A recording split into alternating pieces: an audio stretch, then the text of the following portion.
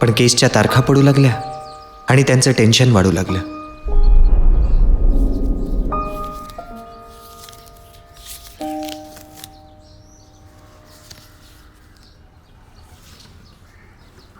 $20,000 असतील तुझ्याकडे? किती द्यायचेत? 70. 50 मी काढलेत बँकेतनं. 70 का नाही काढलेत? मिनिमम बॅलन्सवर आलोय. मागच्याच आठवड्यात 80 दिले ना? कदम खूप मोठा वकील आहे. आपल्याला नाही जमणार. FD तोडू, नाहीतर एक घर आहेच. रोहन समोर काहीही महत्वाचं नाही.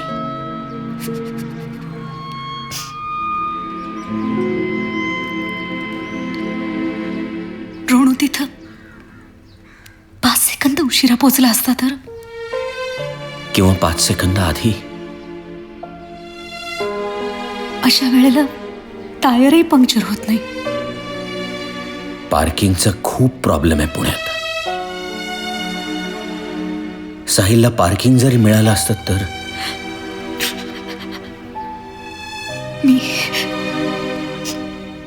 मी त्याला जाऊ द्यायला नको होत. एकत्र वाढदिवस साजरा केला असता.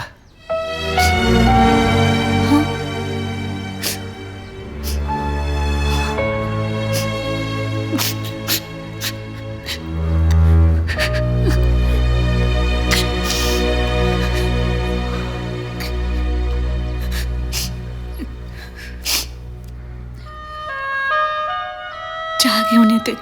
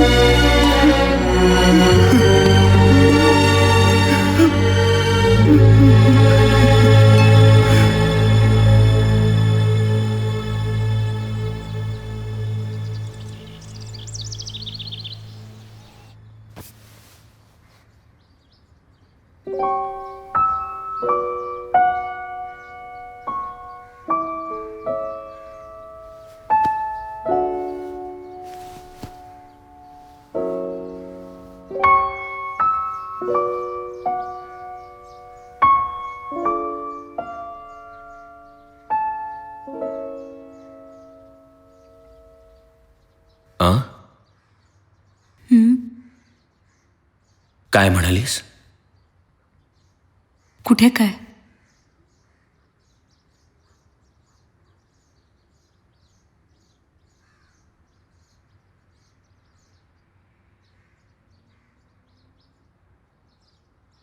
कुठली गोळी घेतलीत? काय? गोळी घेतलीत ना तुम्ही आत्ता? नाही.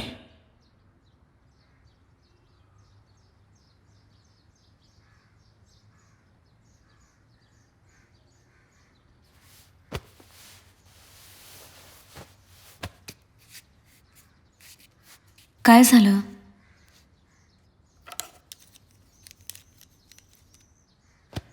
आलोच.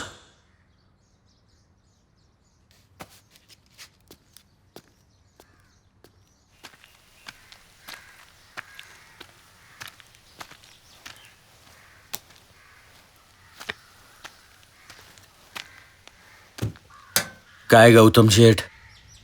अरे साहेब या ना. ए चहा सांग रे. हो. या ना.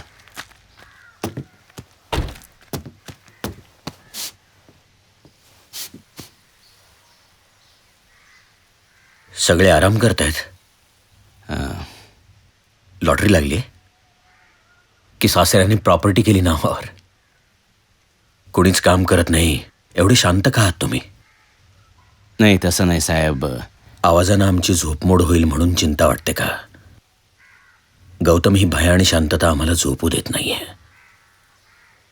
तू काहीतरी काम कर, आवाज कर, असं जाणवू दे की सगळं तसंच आहे, पूर्वीसारखंच. गाड्या बिघडतायत, अपघात होत आहेत, लोक मरतायत, माझा मुलगाही. तू काहीतरी काम कर. जगातल्या सगळ्या गाड्या नीट झाल्या असतील ना, तर एखादी चांगली गाडी घे, ती डिस्मॅन्टल कर, मग पुन्हा असेंबल कर. तुझ्याकडे जोडण्यासारखं खूप आहे. माझ्याकडे आता काही नाही गौतम, काही नाही. काम सुरू कर गौतम, येतो.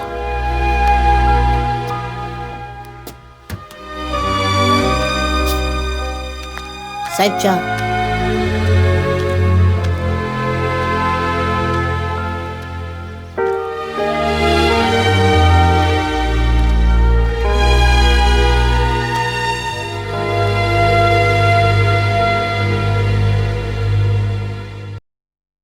आधी पोलीस स्टेशन, आता कोर्ट. आई बाबा किती शांत बसलेत, या विश्वासाने की न्याय मिळेल. पण ज्या दिवशी मला गोळी घातली त्या दिवशी हर्षवर्धन तर नाशिकमध्ये होता. मी स्वतः त्या रात्री कॉन्टिनेंटल बारमध्ये होतो. रात्री 8 वाजता हर्षवर्धन आणि त्याचे मित्र बारमध्ये आले होते. तिकडे त्यांनी वोडका टॉनिक घेतलं, 3 पेग. मी स्वतः त्यांना सर्व केलं होतं. त्यानंतर त्यांनी जेवण मागवलं आणि साधारण 11:30च्या सुमारास ते त्यांच्या रूममध्ये परत गेले. Point to be noted your honour. जर रात्री 8 ते 11:30च्या दरम्यान हर्षवर्धन सावंत हे नाशिकात असतील, तर त्याच रात्री त्याच वेळेला ते इथं पुण्यात रोहन गोखलेला गोळी कशी काय मारू शकतील?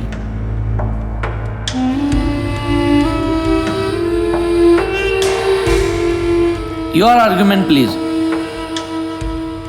No questions your honour.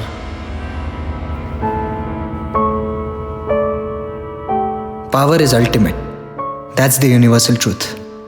आणि इथे त्यांच्या वकिलांनी ते सिद्धच केलं होतं. युअर ऑनर, हे फोटो रोहन गोखलेच्या खुन्यांचे आहेत आणि हे ते पिस्तूल ज्यानं रोहन गोखलेचा खून झाला.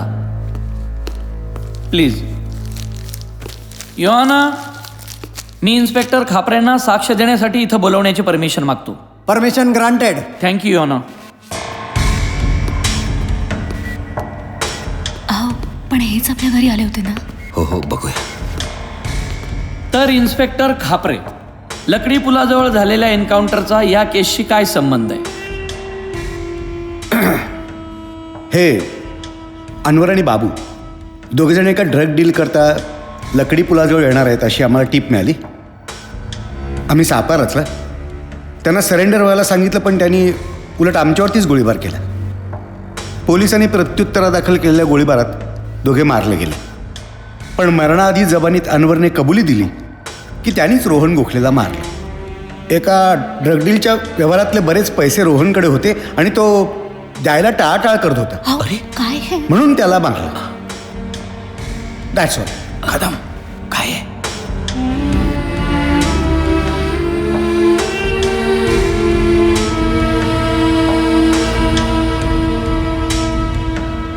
सत्ता काय करू शकते हे पाहिलं?